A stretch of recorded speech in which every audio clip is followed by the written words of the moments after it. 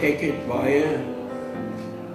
nog nie die trane gestort nie, maar hulle het wel geloop toe ek nou alles lees wat ek oor my vrou geskryf het. My vrou is 20 voor 12 dood. My kinders het my in 'n uitskofstoel gesit. Ek het gesê, gooi 'n kombers oor my. Die dokter het my 'n spuiting gegee. En van die volgende dag af was ek hier so met die stem. En ek is nogal 'n mens wat graag gesing het. Dit is van skok, sê hulle, dat ek my stem verloor het. 'n tweede deel van die skok was, ek het 25 kg gewig verloor.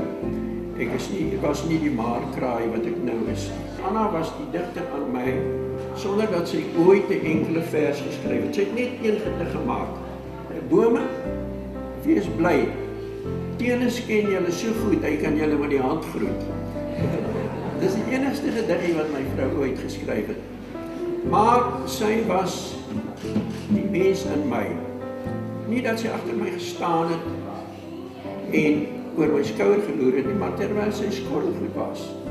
Dit staan op in een van hierdie gedig. Jy kan 'n ander mens in jou inkorporeer as jy vir haar lief is en sy inkorporeer jou. Liefde is 'n gee met 'n ego.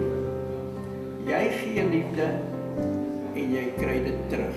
As jy 'n geliefde afgestaan het, dan vind jy haar in alles. Jy soek haar in alles. Jy soek haar in ander gesigte.